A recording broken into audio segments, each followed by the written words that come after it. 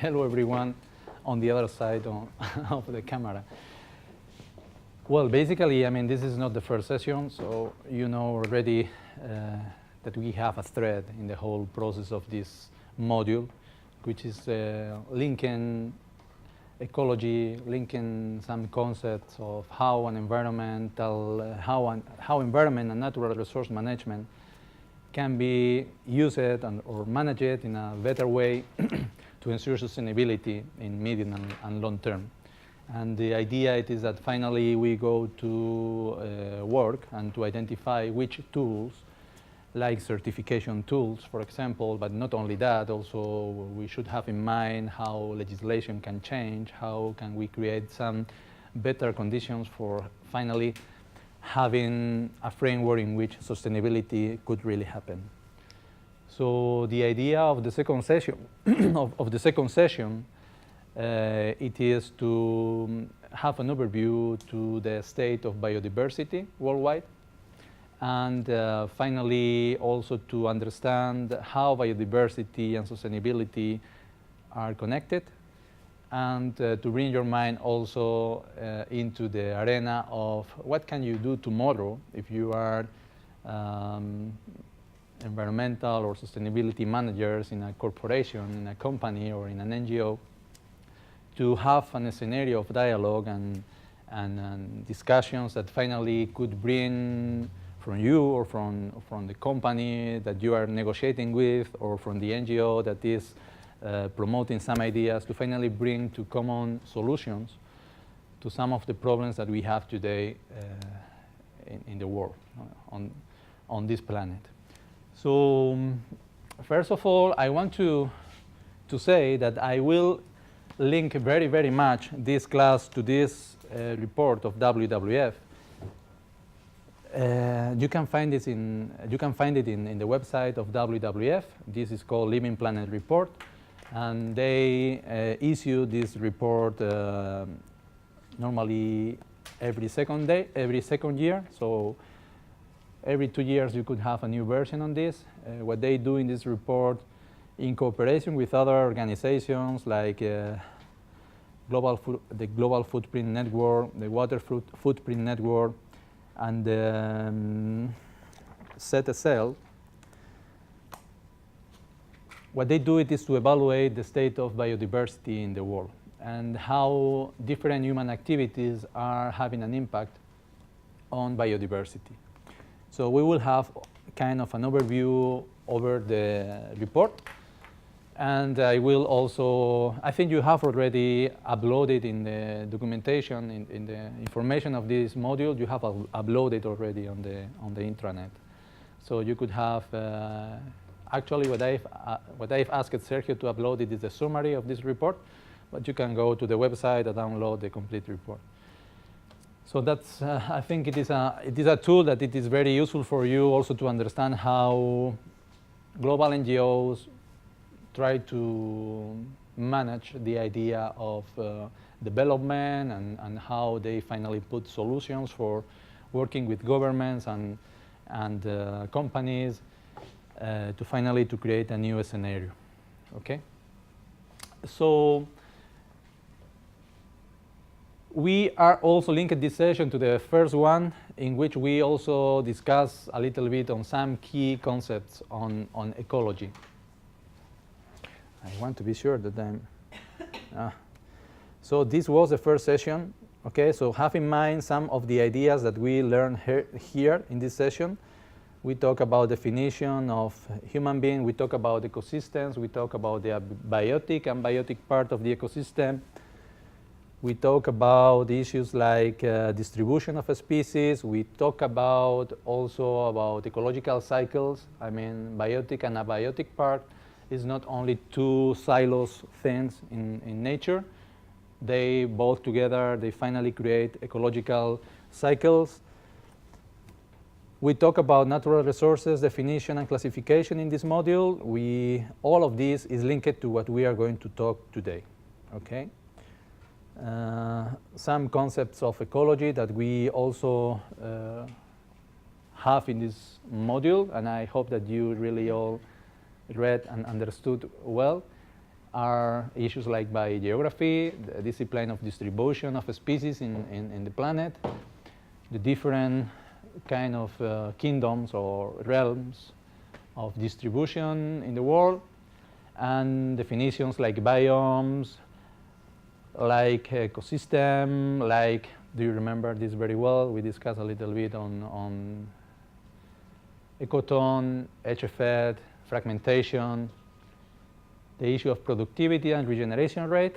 We will come back again to this idea, regeneration rate, with a new denomination and also a scale up to the level of the planet. And we will talk about biocapacity of the planet, okay, which it is similar to this definition of regeneration rate. We talk about fossil fuels, we talk about sustainability, legality, and responsibility. And we discussed very much on this concept that it's not the same to act legally than to be responsible, than to really meet sustainability. We have space between these three ideas, and in this space we have room for discussion, dialogue between stakeholders. We have room to identify common synergies, common agendas to improve the quality of management of natural resources. Okay? What else? We talk about carrying capacity of an ecosystem, which is also a concept that we will see now scale up to the planet. We will talk about biocapacity of the planet. Okay? And this, again, the iPad formula, I hope that you had a look to this also.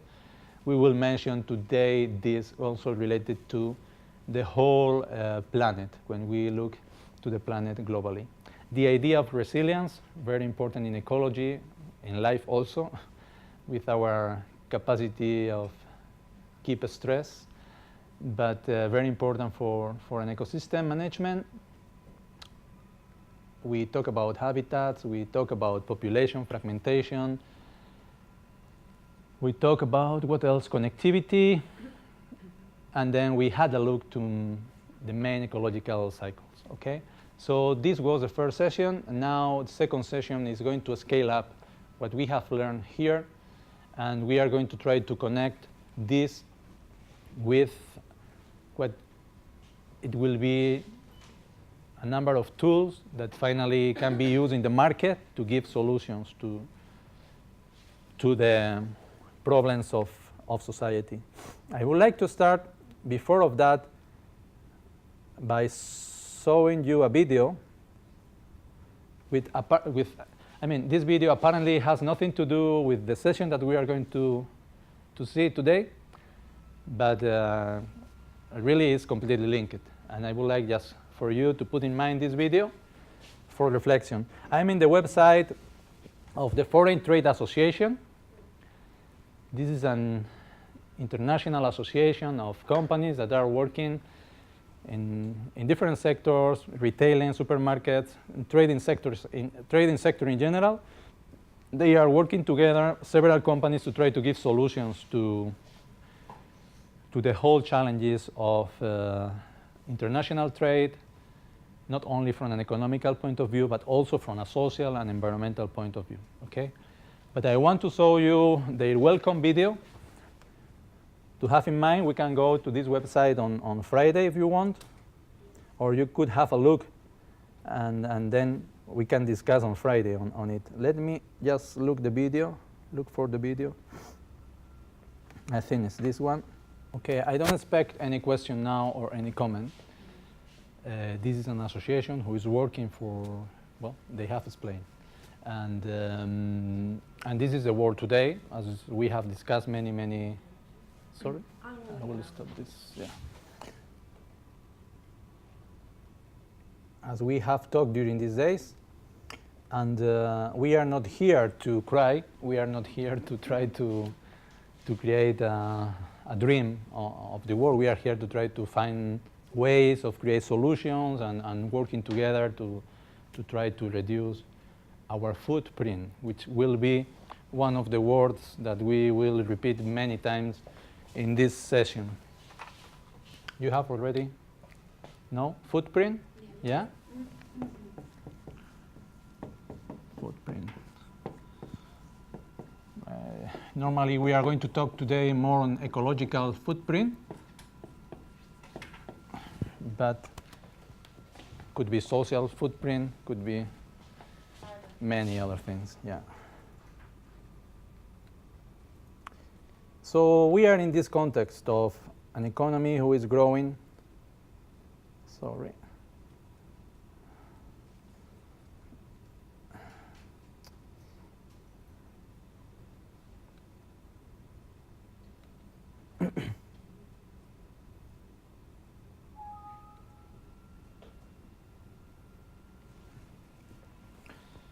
And in this context, we need to be creative. We need to cooperate with different players, with different actors, different stakeholders to try to find common solutions.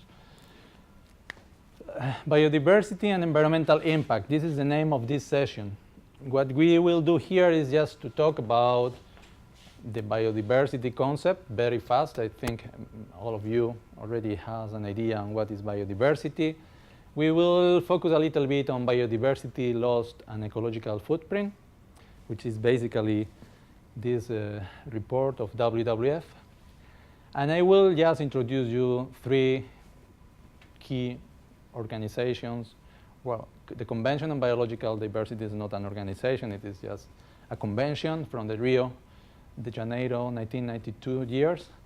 But CITES and IUCN, International Union for Conservation of Nature, and especially the list of endangered species, I think these are 3 tools that are important for you to have in mind if we are talking about biodiversity.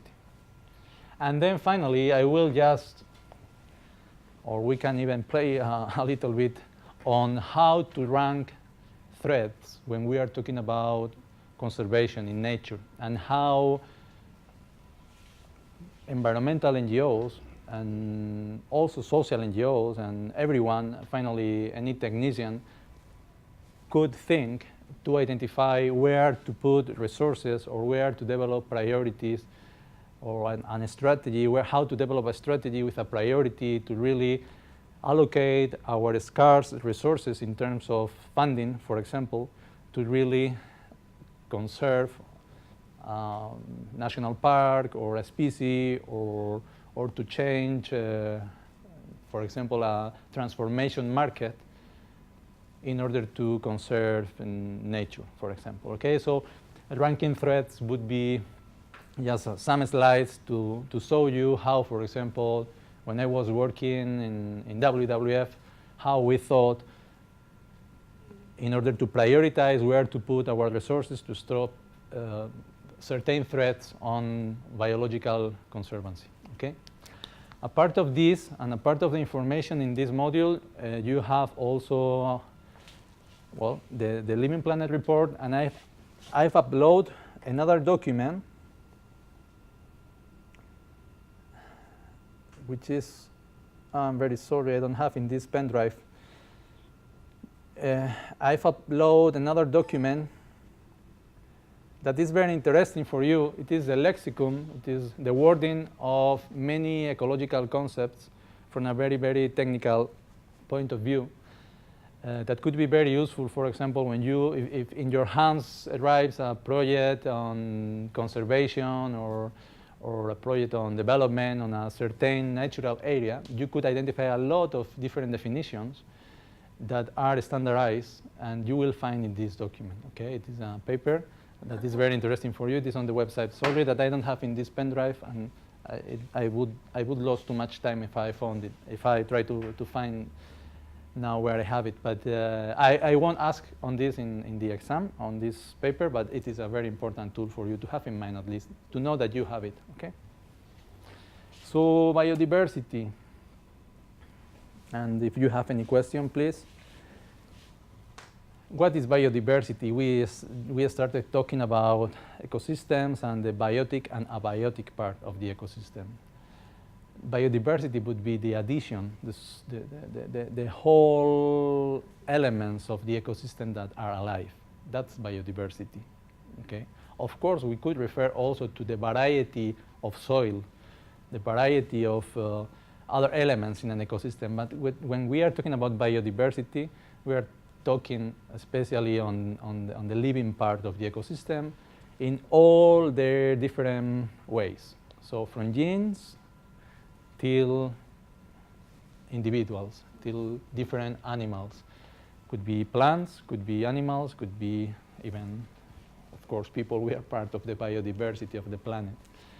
And what is important here, it is that, and I mentioned here genes, and I mentioned genes, species, and finally the whole ecosystem. All this gives the biodiversity. All this is the biodiversity on the planet. But I want just also to introduce you here an idea. Sometimes when we are talking about very simple ecosystems like plantations, like monocultures in agriculture, for example, even the fact of having two different clones of the same plant in this monoculture could create enough differentiation as to stop a pest or a disease advancing there. We were talking before on pesticides and things like that.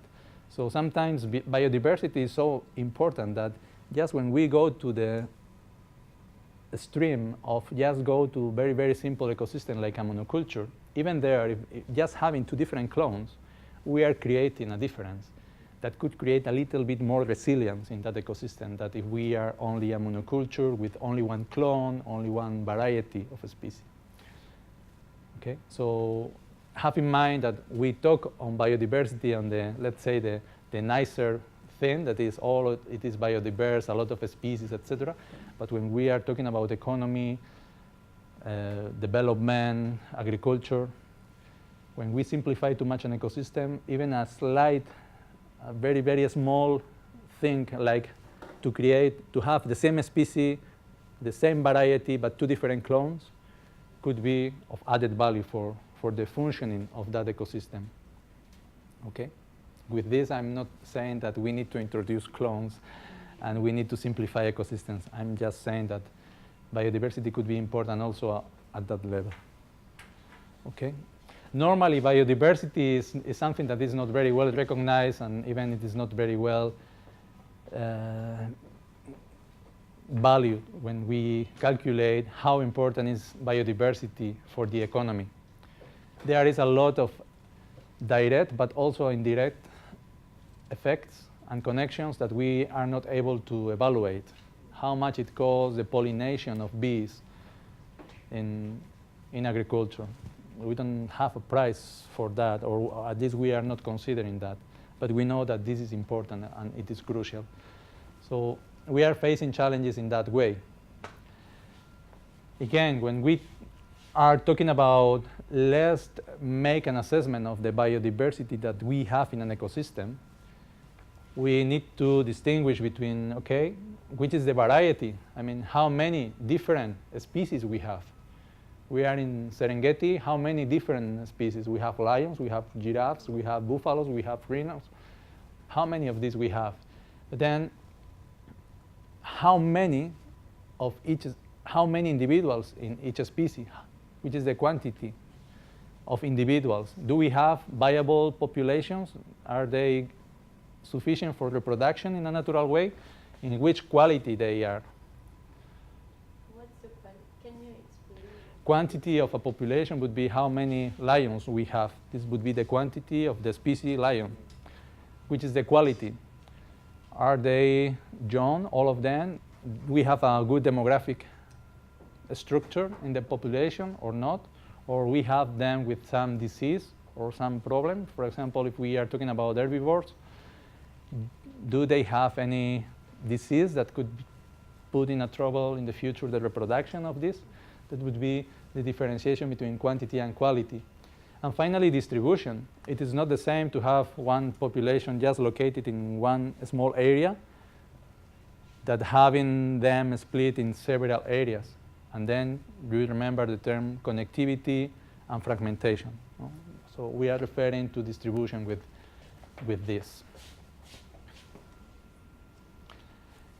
This is the world, and you see here different colors.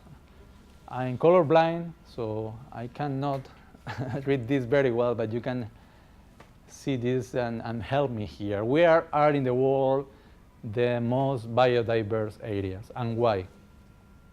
Where do you think we have the major biodiversity in the world? You see colors there? I mean, less biodiversity, major biodiversity. Okay? You see regions like this one. You see some over here, no? Biodiversity likes warm places. Sorry? Biodiversity likes warm, wet places. Yeah, but why do you think, do you see something special in the distribution? For example, this here in Borneo, you know, Borneo, Indonesia, Sumatra, Papua. What's going on here? Why this is so biodiverse? Maybe it's untouched. climate? Untouched. Untouched could be, if it is not untouched, could be more natural and less distracted. Unique plants and there are islands, there are The weather. isolated What we saw the first day, what we said that was important for an ecosystem. What happened sometimes? Do you remember ecotone idea? Those borders between different ecosystems where we had many other animals coming to the same place because we had the meeting point between the savanna and the rainforest, for example. What happened here it is we have land, we have the ocean, and we have good temperature. This is a warm ocean. We have also coral reefs, which is not too deep. The ocean here is not too deep. And then we have altitude here. We have mountains up to volcanoes up to over 4,000 meters high. So we have a huge variation in altitude. We have differences in temperature. We have the influence of the ocean here, warm conditions, humidity. We are on the equator, radiation also, 12 hours a day of sun, 12 hours a day of more or less of night. And you see here, this equator area more or less has a replication in this area. What we have here, it is the influence of the ocean. There is the circulation of the ocean here stop over here. We have also a range of mountains here. We have what we call Foehn effect on this side. And over here we have also the influence, in this case, of the Indian Ocean. And then again, over here, look, Ecuador and Colombia. We have the ocean, the mountains. And Central America. And Central America, the two oceans, the land. Okay? So these are areas where we can expect a lot of biodiversity because we have different ecosystems coming together. Okay? So these are especially hot spots for biodiversity in the planet. Okay? If you look to the economy of some of these countries, the relation with poverty, the distribution of species, sometimes we find very, very common patterns. And it's very curious that Malaysia, Indonesia, countries like Uganda, DRC, countries like Ecuador here, they have oil in the subsoil because they are coming from many years of geological processes accumulating vegetation in the subsoil. They have biodiversity and they have poverty. Malaysia and Indonesia, they are growing faster. Even Colombia. Yeah. But still we are in this paradox of poverty with a lot of biodiversity is there. And oil, like the engine, making the countries growing faster. An economy strongly based on oil. Okay? Or other natural resources. Sometimes it's mining also. Again, Cape Town, for example, South Africa, again, the continent, again, the influence of the currents here. In Spain, we have the Mediterranean. This part is high biodiverse also. We have good temperature, some currents, humidity, desert areas. The Sahara is there, influence. The Pyrenees, we have the mountains there. We have the connection between altitude. There is a kind of a layer of different species that can get distribution through the altitude with different temperatures, different range regimes. So if we have mountains, differences in altitude, we have different ecosystem touching them, and we have the influence of source of water, like oceans, and especially if we have good temperature, then we have a lot of biodiversity. So, But I think that is also related to what Camille said, that there are zones that are less exploited than the urban cities. exactly, and that's the next step on the next slide. This would be like the theory here. This would be like the theory. No? In fact, this would be how the biodiversity is distributed in the world, and it is the explanation. What I said, it is kind of an approach to the explanation of why these regions are hotspots. Now we have the human being acting here, and where we have deforestation, where we have in Borneo the rainforest removed to plant palm oil, where we have infrastructures like highways. Have you seen this? What's the name in English? Perezoso, loaf, Yes, loaf. Yes. the road. Yeah, hanging the. Yeah. This is an example of fragmentation. It's the picture is cute and the video, but I mean, what is behind it is fragmentation of the ecosystem, and the poor. What's the name of perezoso in English? Sloth? Sloth? Something like that? Sloth? Sorry, because I don't normally talk on perezoso. It's Ecuador. One of my teachers told me that in Costa Rica it's horrible because now people feed these kind of animals and they are not getting the food by they are like just asking people to give them the food. So Human dependent. yes, and it's horrible. Yeah. So that's the explanation to where we have biodiversity and why biodiversity is important, why biodiversity matters. If we don't have biodiversity, or if we reduce the biodiversity, we disturb the ecological cycles, we disturb the food web, and then the ecosystem is less resilient. It's easier to collapse an ecosystem when we remove elements of the ecosystem, the interaction between them. This is very basic, I think. When we were in the school, teachers explained this to us, no? The connection between human being with nature, the connection between predators, parasites, all this makes the ecosystem more resilient. Sometimes if we make a flag species or an umbrella species, better said, an umbrella species that occupies a huge territory, we remove from a territory, we change completely the territory. Imagine elephants. If we remove elephants from a huge area in Central African Republic or in Cameroon or in South Africa, elephants that they eat thousands of kilos of vegetation every day.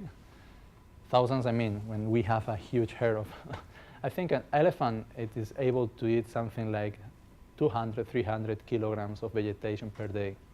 Something like 10% of their weight, 10, 15% of their weight. So imagine the amount of vegetation they eat every day. If you remove, there is no one controlling the vegetation or impacting on the vegetation.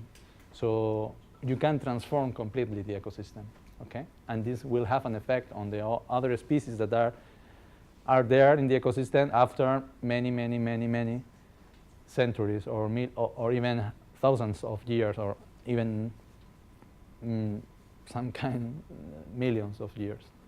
But even if you lose, for example, I don't know, you lose 10 lions, and then you trying to recover that ecosystem with 10 more lions, is it like it changes, no, the structure, or is it the same?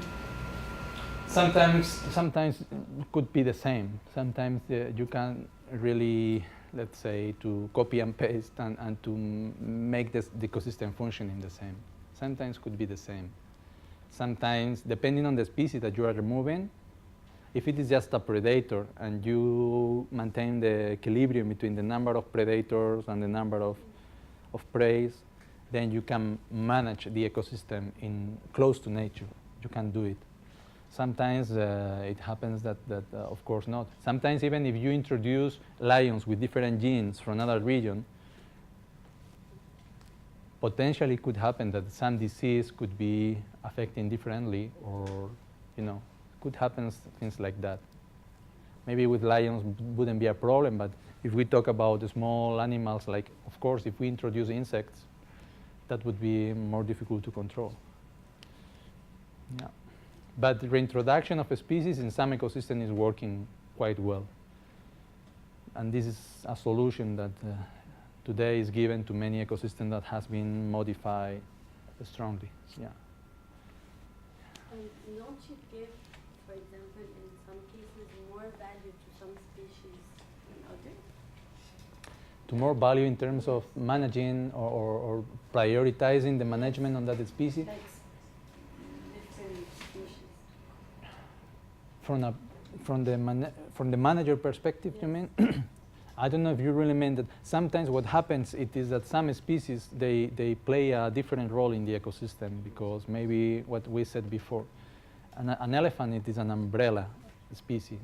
What an elephant makes on the ecosystem affects to everyone. So to concentrate the management of one national park, for example, paying special attention to the amount of elephants in this national park, that's very important to maintain the equilibrium between productivity of the grasslands, for example, or the vegetation and the herbivore, in this case the elephant. Because also would affect to the rest of the herbivores, because all of them are competing for vegetation finally. So sometimes the concentration on this makes sense. Sometimes could happen that if a species is very, everybody loves that species, I don't know, a monkey or gorilla or whatever, could happen that it's not just only biological reasons, but also sentimental reasons. But I think professionally, people, managers look to the ecosystem and how much it is the carrying capacity of the ecosystem and how many species can we have there before collapse the ecosystem. Okay.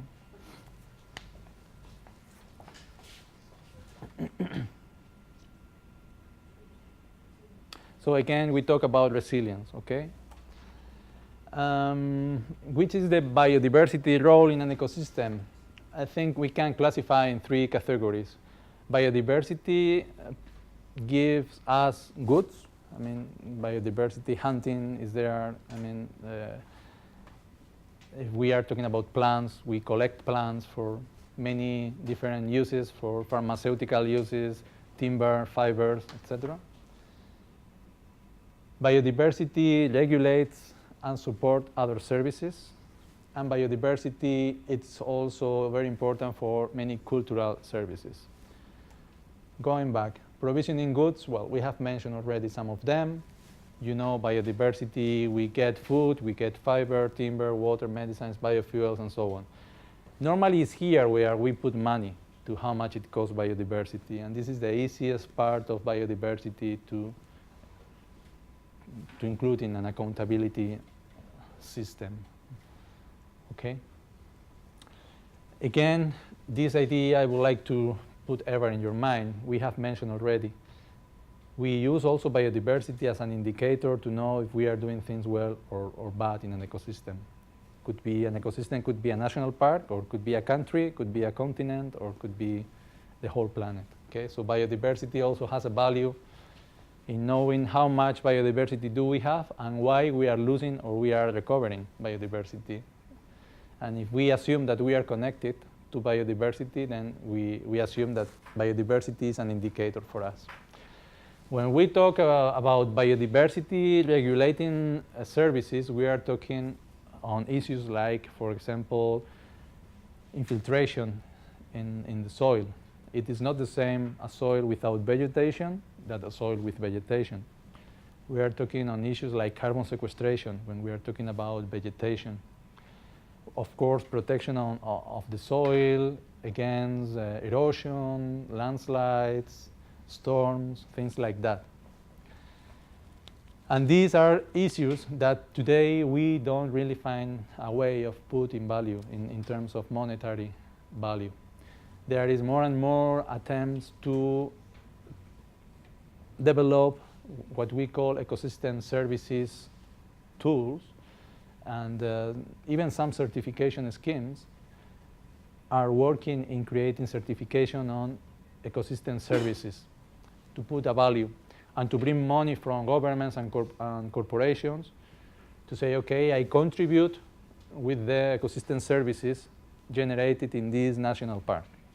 And I can certify, I can evaluate how much CO2 is stored in this forest, for example. There is a lot of knowledge and tools on that. The point is definitely to transform this into a market, to help to bring money to areas where there is no opportunity for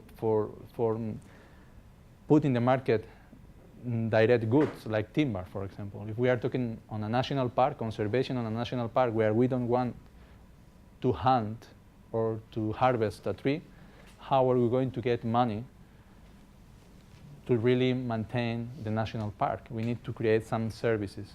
Could be tourism and other things. It is okay if this ecosystem is storing CO2 and is also increasing the quality of the water and the quantity of the water, we also need to give a value to this. And for this, more on service ecosystems, services, certification of ecosystem services is more and more under development now. But is that like NGOs do that, or does the government have to ask for that? There are some certification schemes that are working on that. There are some governments that are thinking also in this. And for example, there are some governments like Costa Rica.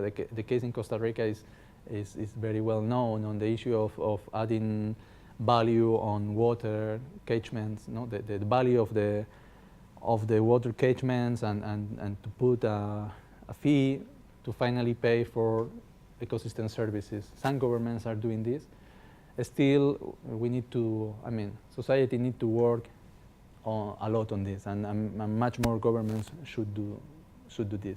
But there is many places there is discussion on this. For example, here in Madrid, the water that we drink in Madrid is coming from the Sierra de Madrid, no? from the mountains.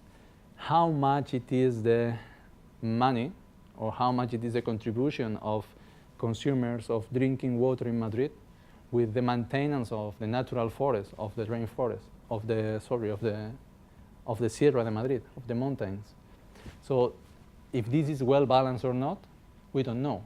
It is a matter of annual budgets of the Madrid region, but there is not an idea or a concept that, okay, because we have quality of water in Madrid, we will dedicate a part of your invoice of water to the maintenance of the ecosystem, and for those villages that are really maintaining the quality of the forest. This is something that... That's even easier, no? Because you can consume, or you are consuming water, but in case of the, the mangrove, there is like, it's helping you, it's protecting you from hurricanes and everything, and you're not giving it a value because you don't realize it. Exactly. Because they have, but it's someone like what NGOs are trying to do is like that, giving the importance to this kind of places.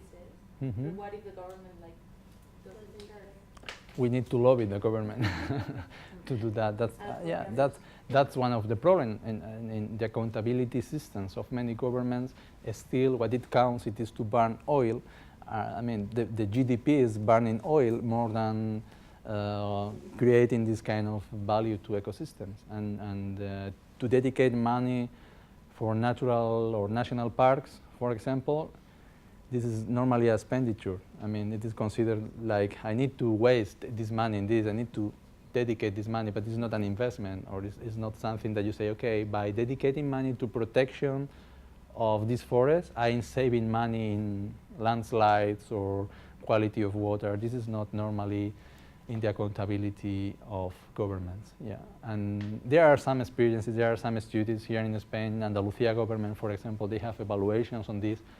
But to put this into practice is not yet done. Sorry, Marta. for example, in the case of national park, there is a debate about if we should pay or we shouldn't pay to enter in the park, but because in one hand, my point of view is public, and we have the right of enjoy the nature as a citizen, and I can go wherever I want in the nature for free because it's public. But on the other hand, if we don't invest or if we don't make people pay to enter in the park, there is not enough money to maintain the park. And also, if you are paying, you're not going to do like vandalism or something like that. Yeah. You are not going to throw waste because you really want to go there because you are paying Yeah. for something that you want. But what we should do in that case, because in the United States people pay to go. Many countries, yeah, in many countries. In Canada also, you pay for go for a national park. Absolutely. Yeah.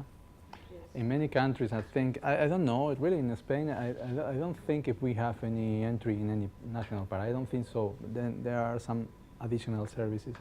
This is a very interesting point, and it is also linked to finally controlling the amount of people that goes into the national park. On the one hand, it is to, okay, pay for this, generate an income for nature conservancy. On the other hand, it is a way of having a certain control of how many people is using the national park and the facilities, etc. I think this is also very linked to how every government see in their constitution, for example, in their general laws, how they see nature. For some countries, nature is part of the daily life of the people, and you shouldn't put barriers for accessing to that. Then maybe you get the money to maintain that via your taxes, and that's enough. Whereas in other countries, the idea is no, we prefer that people understand that this has a value and we need money to conserve this, and then we need to charge a fee for entry. There are both formulas, and I don't know exactly what's better. I think it depends on the context. In some countries, you need to do it. In other, no. For example, what can we do in Tanzania, for example? How many Tanzanians go to climb Kilimanjaro? Maybe one a year. So it makes sense that you put there a tax for foreigners coming there to generate an income. Ecuadorian people in Galapagos don't pay to go to Galapagos, but foreign people should pay. For example, yeah. They- So in some countries that makes sense, but this is not only black and white, because you ever say, okay, I'm a citizen, I'm a human being, I'm not guilty for was born in Zurich, and why I need to pay, and this guy from Quito doesn't pay, because maybe this Quito from pay has more money than me. It could happen, no? So philosophically, the thing is more complicated than that. But I think it is in going to the context of nature conservancy. In countries where you don't have a well-organized structure for maintaining biodiversity, and you have a huge affluence of people coming for tourism, of course this is an opportunity to get an income. Yeah. In other countries, it depends also on the vision on how nature can be also in the mind of people, and then, as you say, in Canada, they charge for visiting a national park. Or even provincial parks. Here, the most all the people that go to the national park in Spain is people from Spain, not from mostly. And this is maybe an example. It depends also on the societies. Some societies, Buddha said very well that okay, we need to pay because we need to conserve this that is ours, and others would say no, the government should do this, not me. No, even though you are finally the one paying taxes for the government. So I think that it is also a matter of education on how everyone understands the government function and the connection with with the citizen, and the citizen, the connection with nature. So I think also political reasons, of course, are a reason to decide to put a fee or not to put a We fee. have to start like giving it value, because us, we realize Exactly. Also the people Don't know. Yeah, exactly. Exactly. Here Yeah. in the one of my teachers told me, but I don't know if I have this doubt. The government give money to the national parks, but he told me that the national parks should spend all the money in a year, and they cannot save money. For example, if they don't use all the money, they cannot save the money for the next year. Well, they can. I mean, this is for accountability reasons. You have a budget, and if I give you a budget, I'm the central government, or I mean, Madrid. You are in a regional park. I give you the budget. You can save money if you want. That's not a problem. You can save money, and this money will go back to the government at the end of the year. The problem it is that people also have the feeling that if I save money today, probably I will have less money next year because my boss, yes, he will realize that I don't need so much money. So I prefer to spend this money in whatever before returning. They cannot use anymore because they don't have money for the maintenance of that, for example, centers of environmental education, big centers that they cannot maintain because. But the point of this, it is what I mean, which is sad. But the point is that I mean, once you prepare your budget every year, I give you one chapter of the budget, and you can save. You could be very efficient, and you maybe need this year less. And the point is that managers sometimes fear that if they return money, the message that they are giving is that I need less money. And that's the problem. Yeah. But that happens in every company. Every place, I think. If you don't Yeah. spend it all, they're gonna Every have it. place, yeah. Which is sad because finally, normally, should be even a prize to that manager that if you meet your goals and you are saving money, you are a great manager. So someone should recognize you. And if you need more money next year, you just need to justify that you will need more money, and you just put this in a budget. But sometimes there is this fear, and I experienced that some occasions too. Yeah, that's happened. So supporting services, we were talking about biodiversity supporting, for example, the formation of soils that finally helps to the growth of plants and finally to improve the generation or to improve the development of the ecosystem. And a third category of values of biodiversity, it is the link between biodiversity and society, and especially the cultural services, the issue of how beautiful is a landscape, how we can, why we want to protect a landscape because it's beautiful or not. So there is some kind of cultural services. Sometimes it is also a matter of religion also. Many indigenous people, they consider that some area, some mountain shouldn't be touched because it is a sacred mountain. So Camino de Santiago or other peaks. I was trying to climb in Colombia next year, and we have said that the mountain that we want to climb is not allowed to climb because it is sacred for the indigenous people. Which one? It is Pico Colón in Colombia. So sometimes this happens. It is a national park, and they don't allow climbing the mountain because the four indigenous people, they consider sacred that mountain.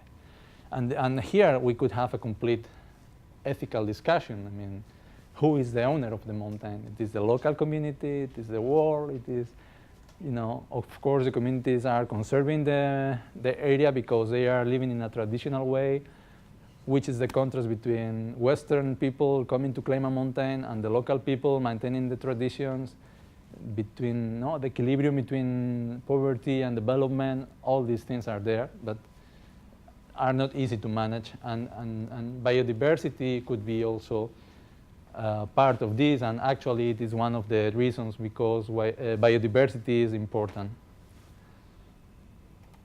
Okay? So, remember the picture of the world map, biodiversity, and who said that? And we said the next slide will be, or we will talk about this. So we are going now to this issue of biodiversity loss and ecological footprint. And this is linked to this living report of WWF. These pictures are taken from this report.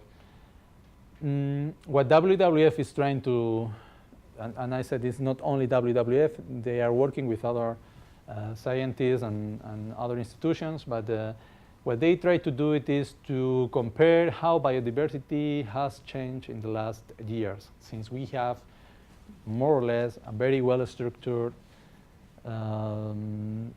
information on how many species in certain populations in different parts of the world are evolving, are changing, okay? And what they say, what they discovered, it is that if we compare from 1970s, where we could put the starting point of the study, saying that, okay, we were in level 1, what we have discovered it is that in the last 4 decades, biodiversity worldwide has decreased, okay? Which is something that is not new for you all, and this is something very well, at least broadly said in all kind of media. Okay, so this is basically the conclusion. But one thing that is very important here, it is that if we compare the tropical index with the temperate index, what we see it is that in temperate we are saying, you know, the part of the planet between the tropic to the poles, okay? And so this would be Europe, North America, okay? And in the South Hemisphere, an equivalent. What we see it is that in these areas, which also happens that economically there is a better standard of life in terms of GDP, and economically we live in a better condition. What we see here, it is an increase of biodiversity, an increase in the index of biodiversity from 1970 till more or less today. Whereas in tropical countries or in tropical areas, this biodiversity is decreasing. Go ahead. Does that take into consideration the kind of like those tropical areas, given the density, I don't know if that's the right word, for biodiversity, that loss there is more significant than compared to less biodiverse area? You know what I'm saying? Yeah. Like that proportionally? Yeah, two things there. On the one hand, what they measure it is the evolution of certain populations. So it is not that you compare one population that is the same in tropical than in temperate. So you take one population in the tropics and you more or less follow their evolution through the years. So that's one thing. The other thing it is,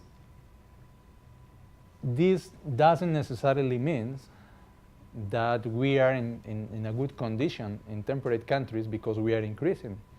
This, what probably means, and what it really means, it is that we destroyed or we transformed our ecosystems before than we are transforming now in the tropical areas, if you know what I mean. So I mean, after conservation activities prior to 1970, Exactly. those effects, those actions now had a positive effect. Exactly. In response to. Exactly, that's the point. That's the lecture of this. Active conservation here demonstrate that we can recover biodiversity.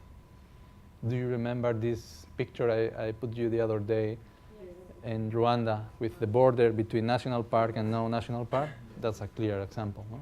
Active conservation is to declare a national park there, because if not, there will be deforestation. Here again, maybe when we talk about Europe, especially in Europe, or probably also in North America, but especially in Europe, what we are talking here, it is a lot of restoration, a lot of land abandoned, rural development abandoned. A lot of people who used to live in the rural areas in Europe emigrate to the cities in the 70s, 80s, 90s. Sorry. So this means that we have seen how, for example, the forest land in Europe has increased in the last 30 years. We have today much more forest area than in the 50s in Europe. So this, of course, allows the recovery of certain species that were really, really endangered in the 70s and the 80s.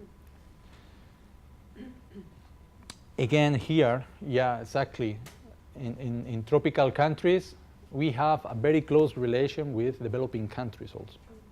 Okay, so here, what we are experience now, it is a increase of the economy of these countries, probably by using natural resources, by developing infrastructure.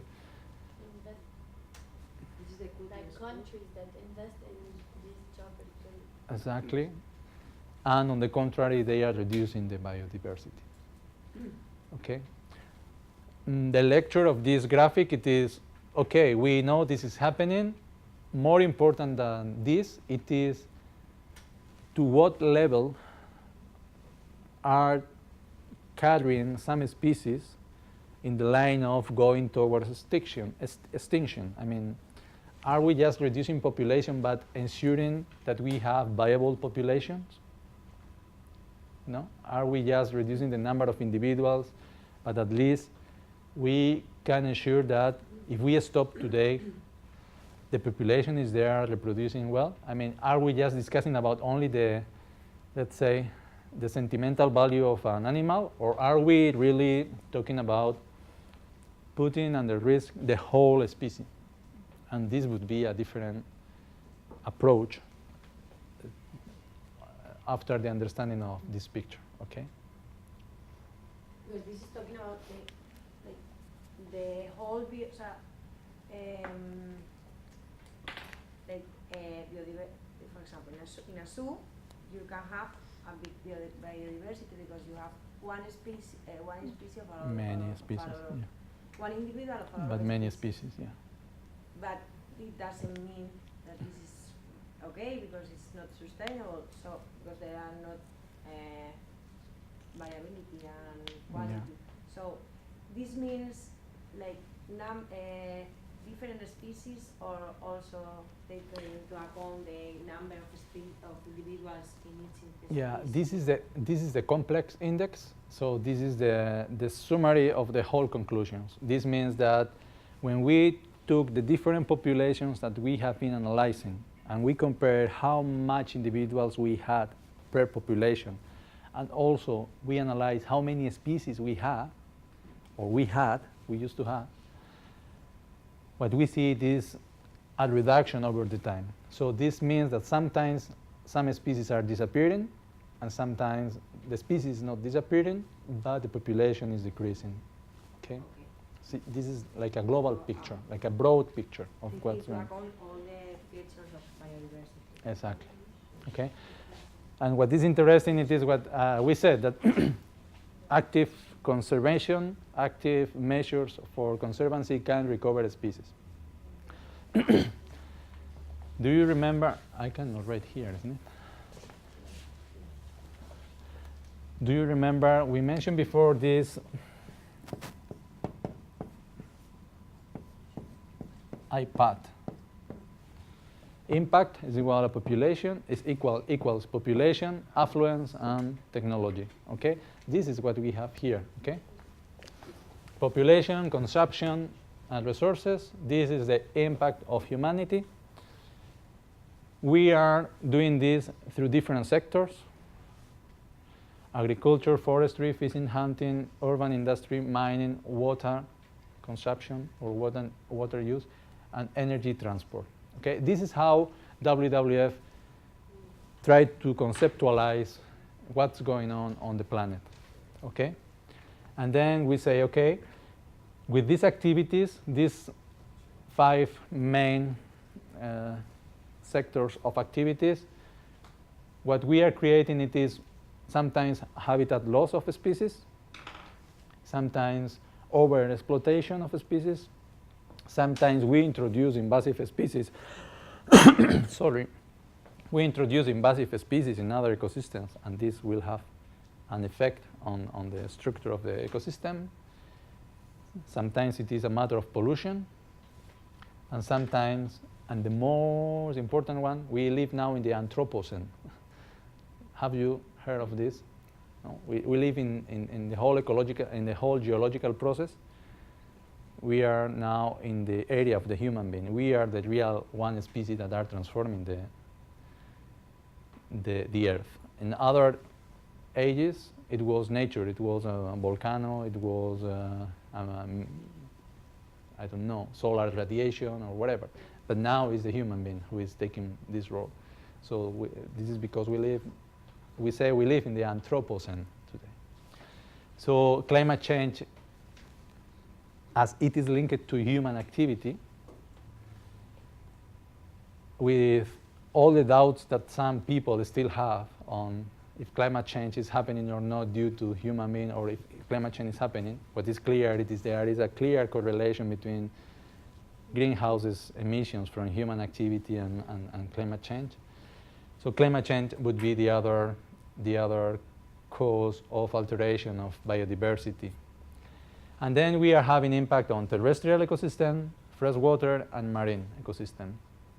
And these ecosystems are the ones who are important, and the biodiversity here is the one who is important for supporting ecological services, for provisioning goods and services, for regulating services like soil development, water quality, etc., and also contributing or also ensuring this link between socio-cultural services with local communities. So this is how WWF understands this report, this Living Planet report. And we use this is report of WWF, but we could say this is how development, environmental NGOs, generally speaking, compound their mind. And this is very useful for you to understand. Okay, this is very useful for you to understand. Okay, when I have a discussion with Greenpeace, with WWF, with Friends of the Earth, what's behind the whole story that these guys are telling me? And how can I adapt my company or my activity or to try to find a way in which we all understand? Okay, this is because I think it is important to have you in mind. When we talk about footprint, they say, okay, these are the drivers that are creating this loss of biodiversity. So these are the different sectors that are creating a footprint, ecological footprint, social footprint also, on the different ecosystems.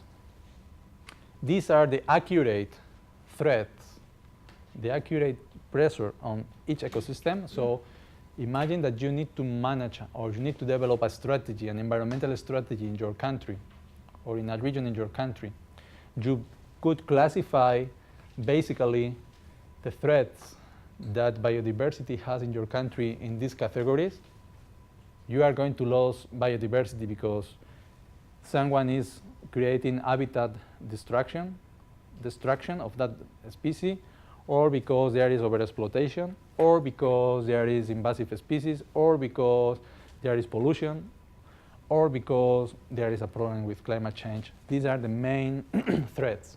So if you need to develop a strategy to say, okay, where I should put my resources, firstly, what should be the first threat that I need to tackle to avoid destruction, to avoid biodiversity loss in my country, then you could prioritize. You should identify, you should go to the field to study, to analyze what's going on, and to prioritize here. Here you can measure, WWF report measures here this state of the global biodiversity in the three main biomes: terrestrial, freshwater, and marine. And finally, they say, okay, all this creates these impacts on these kind of ecological services. And this means a loss for the economy too. So this is not something only linked for crazy ecologists or radicals. It's not. This is, ecology is there. It's not that only affect to the people who is a radical ecologist. it also affects to, you know, to the rich people or to the manager of the International Monetary Fund. I mean, affects to everyone. So here it's clear, finally, the connection with our economy, with the way in which we live in the planet, with the way in which we develop our countries, our societies, etc. Okay? In the following slides, what you have, it is a definition of the main causes of biodiversity loss. I think we saw some pictures. I think we can go later to show another ones. But basically, well, habitat loss, alteration, and fragmentations, you know already what is this. How can you create this? Of course, agriculture can create this, farming can create this, developing infrastructures can create this, but forest management can create this, hydropowers can create this, okay? Overexploitation of wild species, we are referring to harvesting animals, poaching, harvesting plants for whatever reason, some of them endangered species, okay? Without a management plan, you can overexploit some species and create biodiversity loss. Pollution, we just talked the former session on pollution, all kind of chemicals, heavy metals, waste, mining. Climate change. You know, climate change, it will be probably the main cause of one global extinction. I mean, we talked about this already. For plants, it is very difficult to move in 100 years from, you know, Scandinavia to the Mediterranean coast, or on the contrary. It is very difficult for, even imagine, the pines or the firs in the mountains, they cannot move to colder temperatures. They are already in the area, imagine in the Pyrenees or in the Alps. Where can go a tree that is living to 2,000 meters high? They cannot move to anywhere. And even if we look into Scandinavia, for example,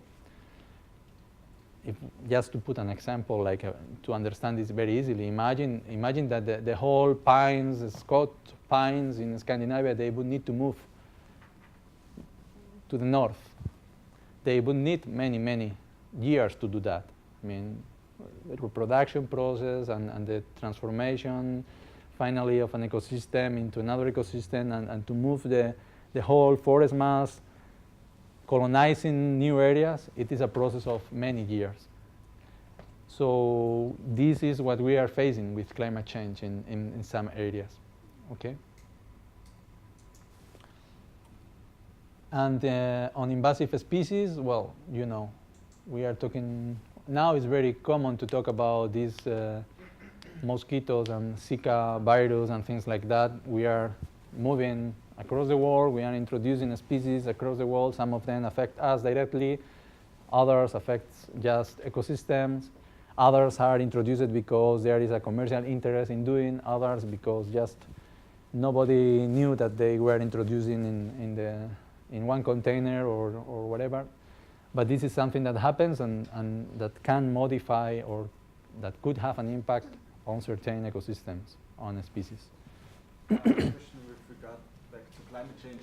I mean, an increase of 1 or 2 degrees global warming, and it also can create new ecosystems which are not existing right now. Yeah. So, what could be an opportunity for? Indeed, I mean, climate change could change everything, and for some people, for some countries, for some ecosystems, could be kind of creating better conditions for living. That's for sure. I mean, if you just look into close to the pole areas, to the Arctic, of course you will have more land for, you know, growing vegetation than we have. But of course, those species that we are depending on the glaciers, they will see how their ecosystem is reduced, their habitat is reduced. So, yeah, I agree with you. There will be a change itself is just a threat for, I mean, for human being and our economies. I mean, climate is changing for millions, billions of years. So for the Earth itself, for the planet, doesn't matter. For the planet, it's not a problem. I mean, exactly. That's the very important point of climate change. Climate change is here to affecting us and to affecting many other species who we are connected. I mean, we are connected with those species, and finally, those species is this biodiversity that are providing services and goods and etc. How climate change is going to affect the planet? The planet, it will be here for many other billions of years. And that's not the problem. The problem is how much impact do we have on our economies, on our quality of life. In some areas, probably some people can get better opportunities, better climate. You know, you can now plant wine. No, you can produce wine maybe in areas. I'm sure that people in Germany now is producing better wine than they used to produce because the temperature is going to be higher. But those are collateral effects, sometimes positive, but generally speaking, it is on the contrary. Yeah. So, going to the idea of ecological footprint, and what WWF did, and they did in this report is, okay, an accounting framework that finally what we do is to track which is the human impact on the Earth, how we are transforming the Earth. And we use biodiversity to measure that. If populations are changing, if species are disappearing, and there is a direct connection with human activity through overexploitation, through habitat fragmentation, through all these threats that we have said before, then we know that we are doing something wrongly. And this is basically what we say, what WWF do with this report. One thing here, it is, okay, we are comparing here the capacity of the planet to create or to maintain biodiversity, which is the regeneration rate of the planet, okay, against the impact of human being harvesting or trying to take a yield from the planet, and how this harvesting activity of the human being is overshooting or is really out of the regeneration rate that the planet needs to recover after the impact. Okay? So what we are saying here, it is that human being overshoot the capacity of the planet, this biocapacity, I mean the productivity of the planet, something around the 80s or the 70s. And just the data, in 2007, the equivalent of impact of a human being, it was like the one of, I mean, if you compare how much do you consume in 1 year, human being as an average, we were consuming something like an equivalent to 1.5 years. So we were consuming much more than the capacity of the regeneration of the planet in 1 year. Okay? Said this in another way, if we compare ecological footprint, our impact, with the biocapacity, more or less the ecological footprint over here during the years, and biocapacity, of course, reducing because our ecological footprint is taking more from the planet, something like, as I was saying before, something around the 70s, 80s, early 80s, but 70s, basically, we overshoot the capacity of the planet for regenerate. So the idea is this. I mean, how companies, government, society can now change our t-shirt and put one t-shirt that really fits in a new scenario, really connected to, okay, let's be efficient, let's create a planet where we really can maintain 7 billion people today, but 9 billion people in 2050. This is a challenge we have, okay?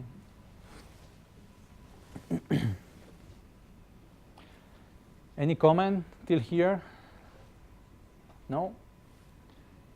Okay, so I will show you a couple of tools that are important for you when talking about biodiversity.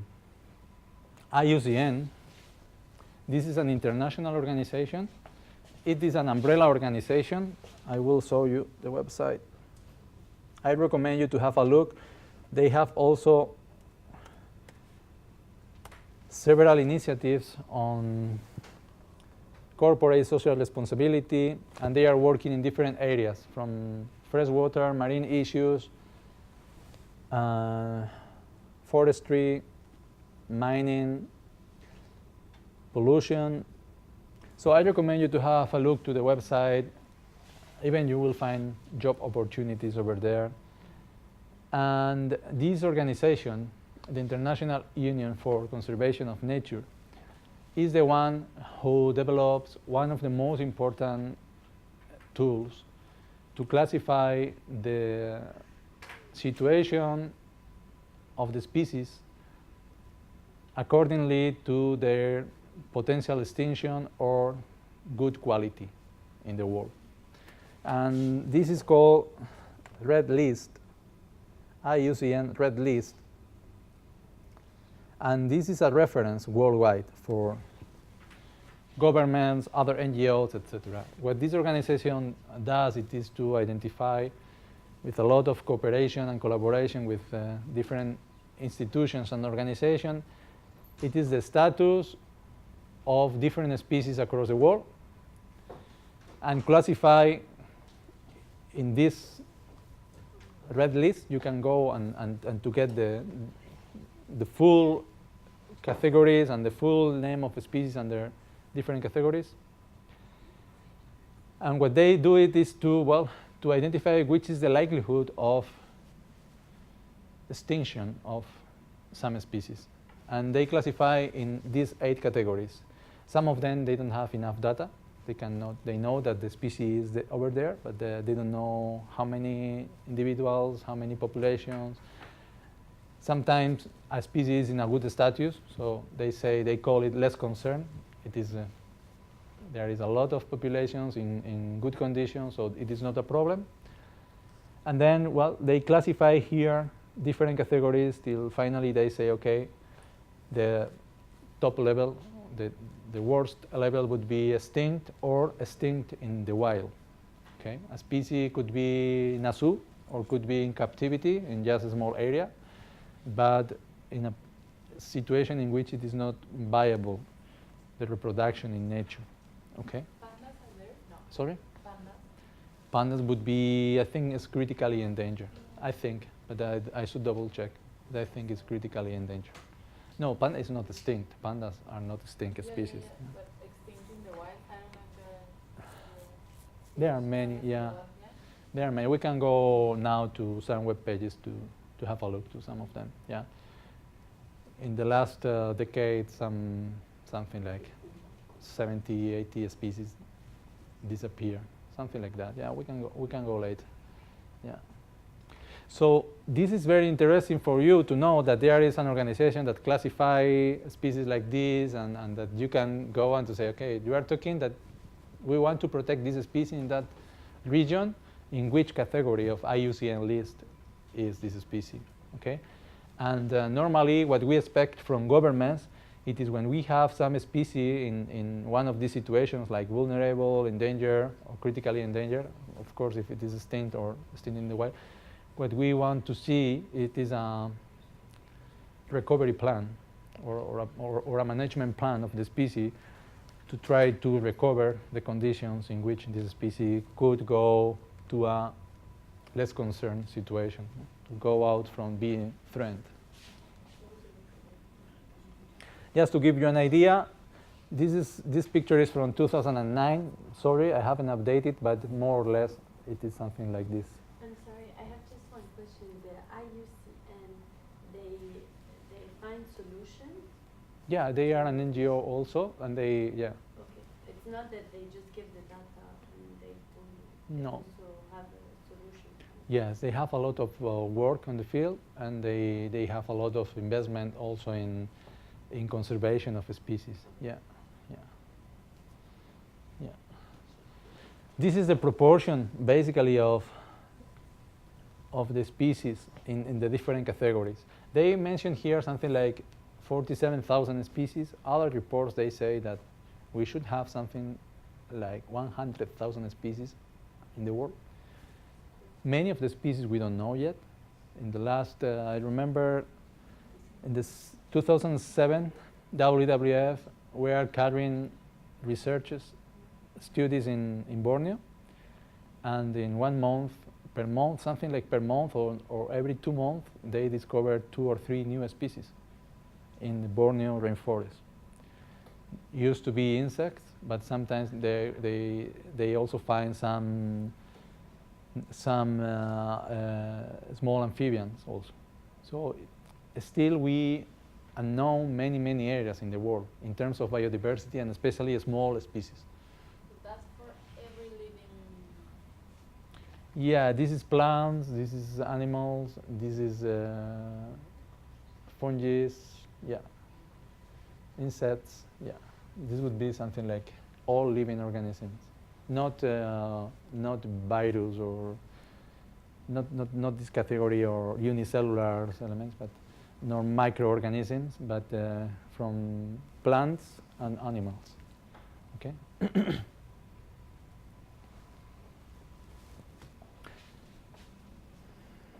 Okay. I also want to put in your mind one very important convention that it happens every 2nd year or every 3 years. I'm not sure. I'm not following this professionally. I'm not very behind this convention because my job is not today too much linked to this, but it is very important for you to have in mind. The Convention on Biological Diversity is one of the 3 conventions that were defined in Rio de Janeiro in 1992. Here, the whole players that participated in this conference, they decided to create one specific discussion, a convention, and people discussing, talking, following, monitoring, evaluating, all related to biodiversity, and this is the one. Another one on climate change, which is very famous, and you know that every year they have meetings, and the last one in Paris. Another one on the certification, okay? So these 3 is very important. I think it is very important, at least you keep this in mind, that Rio de Janeiro was very important, and these 3 conventions are active today, are very important. And if you want to have some reference or get more information on different biodiversity strategies in governments or the status of biodiversity in the world, the CBD, which is normally called, the CBD is one organization, one institution that you need to have a look, okay? We won't go deeper in this. There is a lot of reports, state of biodiversity in the world, etc., etc., etc. Just to mention you, the COP10, you know what means COP, Conference of Parties? The 10th Conference of Parties of this CBD, they defined a new plan. The point is that, and the challenge for humanity is that we set people who participate here, organizations, institutions, they set goals and goals and goals that finally never met. And then we need to redefine strategies. So just to put this in your mind, you can have a look to these reports. They are very interesting with a lot of information on the status of a species and the different policies that different governments are putting in place for conservation, for recovering species, etc. Okay? So CBD. And the last one that it is very important for you also to have in mind, it is CITES. CITES is the Convention on International Trade in Endangered Species on Wild Fauna and Flora. This is very important, especially because it's linked to trade. If you are working in a pharmaceutical and you need to collect plants that are listed like endangered or vulnerable or whatever, they for sure will be connected to CITES, and it will be in one on the annex of a CITES. And depending on the annex of CITES, you can trade with it with certain permits, quantities, and identification of the volumes, and etc., or you cannot trade with it. So this is a very important convention for those working with nature, I mean with plants, with flora and fauna that is in a situation of endangered category, okay? It was founded 40 years ago, and this is the website. And what you will find a lot of things, but you will find basically it is, well, CITES, what it is a authorization system and controlling system for this market, for this trade of plants and animals. Every government, every country that is part of CITES convention need to identify what they call management authority and what they call scientific authorities. These are normally biologists, experts in scientists, experts to identify the species. What happens many times with nature, with animals, with fauna and flora, it is that you say, I'm going to sell you this plant that we call, I don't know, Masaranduba, and then it happens that when you go to the scientific name, it is not well defined.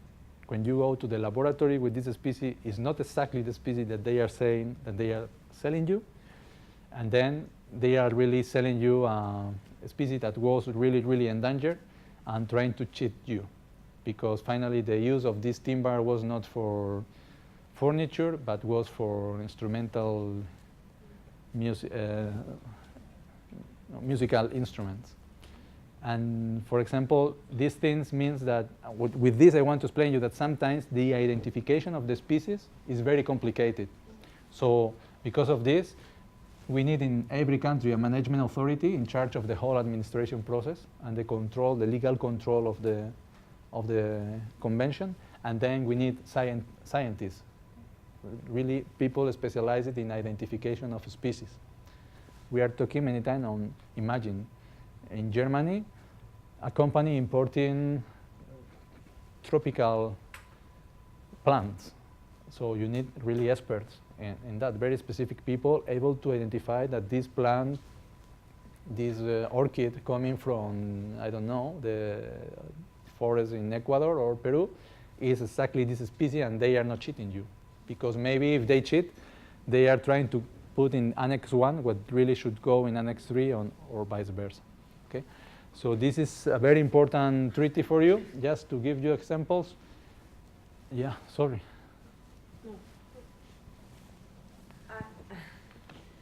I was going to, I have a lot because I was going to an animal foundation, and they keep these animals in the foundation, but for example, most of them were eagles or endemic eagles here, or bears that can be in the nature, but they cannot put the animals in the nature because the animals were under a judicial process. So maybe they have to wait like 6 years because, you know, here we are so slowly with the judicial process. So maybe they have to wait 6 years, then the bear die, or they could give the result to the owner. So I think that is effective, but I have the doubt because what can you do? Because there are in the foundation there are animals that can be free in the nature, and they cannot put them in the nature, and they are still in a jail. The birds, so it's not. So Well, that's definitely a gap in the process. I mean, if you finally need to keep in captivity an animal because there is not a clarification, because there is a slow process in the whole trial process, that's a problem. It's not because of CITES, it is because in this case the justice is taking too much time. I don't know what to answer to you there. I think the organization who is keeping this animal should have good facilities for maintain, yes, they have. and ask for support to the And governments. They really care about the animals. My boss he's an special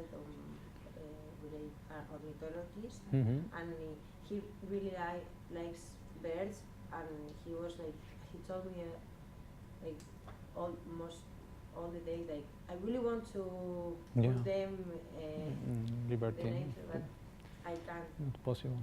Yeah. And it's hard to see because the eagles are so big and they need to, Yeah. unless they give them, they feed them, and they are in good Yeah. conditions. Definitely, this is something that shouldn't happen, but it happens. And should be solved. I don't know. I don't have an answer for that. Should be. No, Yeah. and they don't, Yeah, they don't have one. they don't have That's the true. answer to, Yeah, but yeah. they really want to solve this kind of Yeah. problem because it's okay that this organization exists, but Yeah. they need to Yeah. take action. Well, CITES just what try to do is to avoid these kind of situations, and hopefully next time the person who was trying to trade with this animal, they won't want to do it in the future because they really feel that it could happen that finally he need to pay for do it that. But I don't know what to say. They are also in captivity, Yeah, all the birds. can imagine. My question is like, from which year Spain is there in the It's, I don't know exactly. I don't know, but from the very beginning, Spain. Yeah, I don't know exactly, but we can have a look too on the website. But so every country that is in Spain that wants to trade with this kind of species has to go through this like the authorities, like both Yeah. the management and the same. if you import, this is what I'm going to show you. I'm going to show you this now. So you have different appendix or annex there.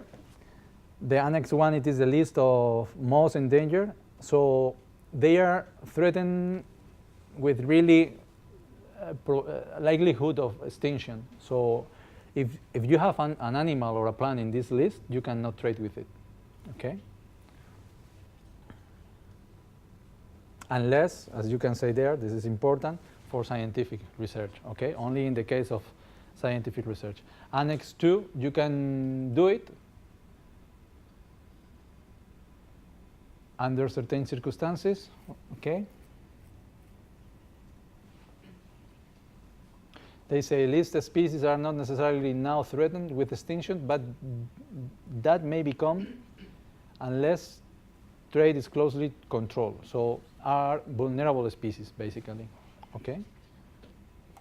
And in Appendix 3, you would have those species that, well, they say needs cooperation from other country, international trade specimen lists, is allowed only on presentation of the appropriate permits or certificates. So those species that you trade that are in Annex 3, you can trade with them with the following documents. So for example, if you are importing, this is a copy on export and import of this Hoodia gardori, which is a plant from South Africa.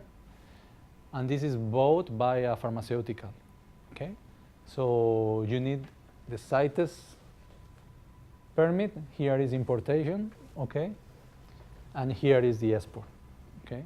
So you need the paper that the company who is selling is exporting to you, and you are importing in your custom, okay? Only with these documents, being in Annex 3, you can trade with these species, okay? Every country who is signatory of the convention. Okay, I imagine, I don't know exactly the number of countries, but I imagine it should be almost all countries in the world today. Okay. This would be, for example, the product. Okay, this is the plant. So the company would import this plant, and they finally produce this product. So the process is like you have to pay to get this paper, or it's like a transactional? I imagine there is some administrative fee for doing this, any tax. But it is not a matter of just paying for trading. It is a matter of controlling that what you are trading is authorized. Okay. But this plant is endangered. This plant is in Annex 3, so should be vulnerable. So there are three. 3 annex. Okay, 15 minutes left. Just to close this, do you have any questions, any comments? No? It's been too long today, this session. Yeah. I just want to just introduce you this. This is very easy, very simple, and probably you will have similar things in other subjects in this master and maybe in your professional life you have already done, just to give you an idea on how let's say environmental organization can, you know, compound their mind to identify priorities when developing or when dedicating resources for nature conservancy.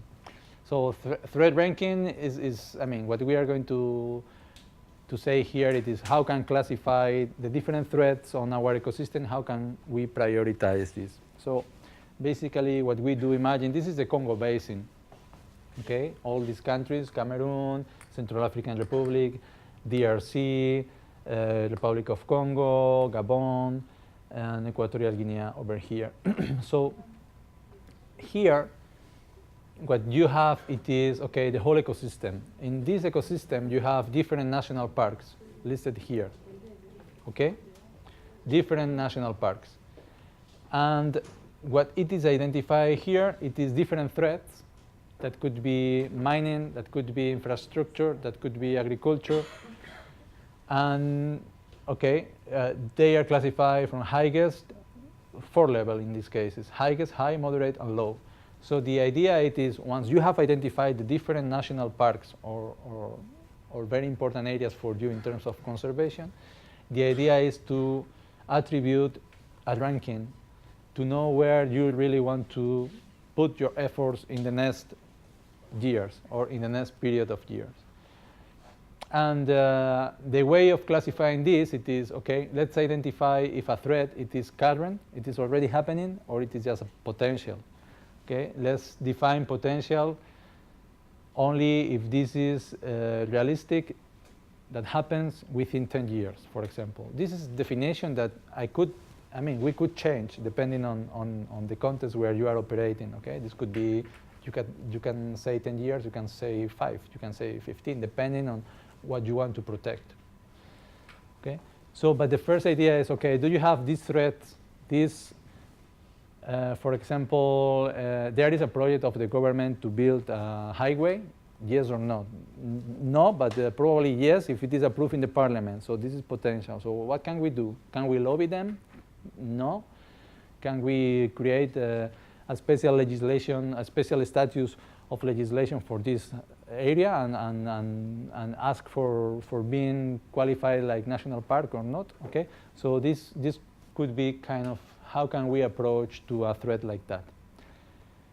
We need to have into account the scope. Sometimes threats affect only one small area, sometimes affects the whole country.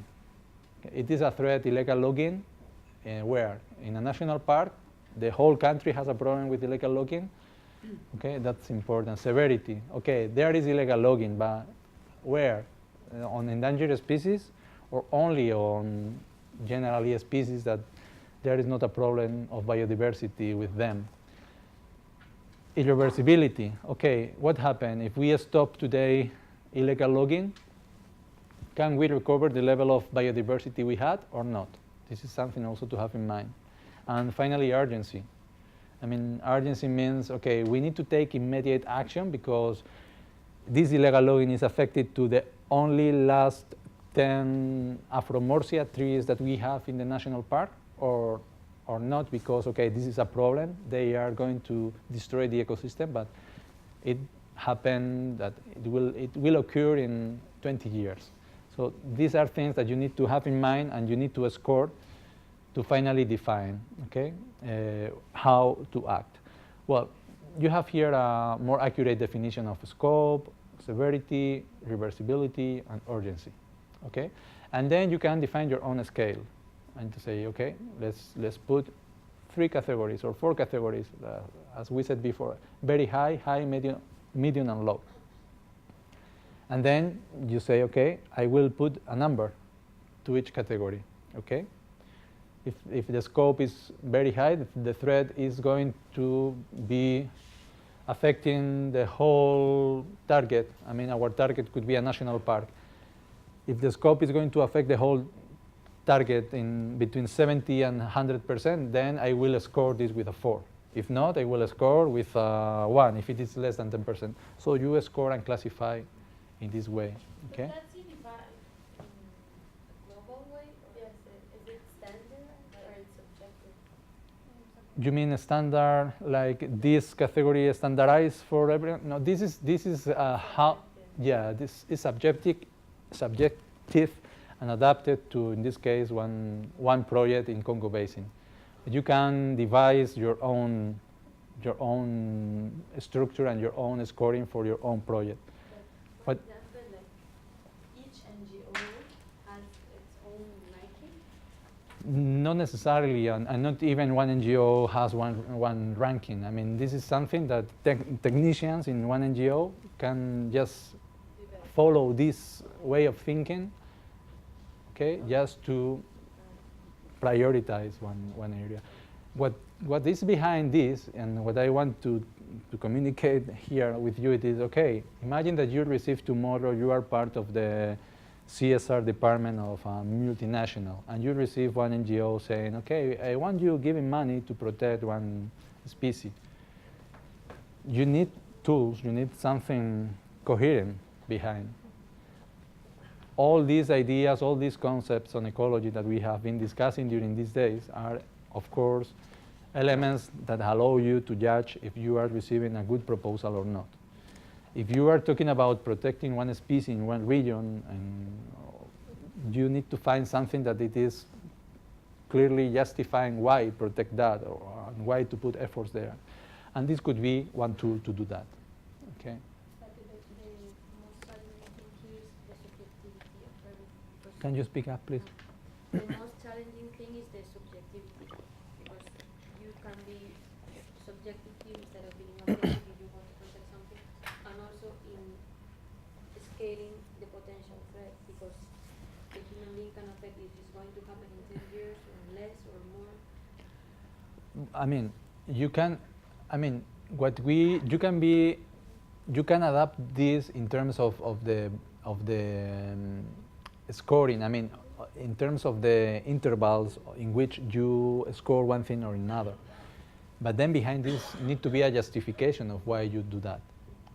Okay, so finally, the idea is that you see a structure and an analysis in the whole process, and you see something that it is coherent. This is what I expect from this. I mean, if this is standardized or not, not necessarily. I mean, you can divide this instead of 4 categories in 3 only, or maybe 10.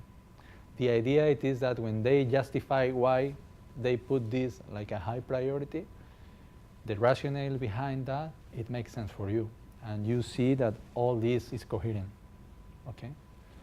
And on the contrary, if you are part of an organization where you need to put priorities, I mean, imagine that you need to prioritize between, okay, I'm going to put in practice a CSR policy, I have these resources, I have this team, and I need to implement the whole sustainability policy of my mother company, which is based in New York, and I'm here in the delegation of, I don't know, Bulgaria.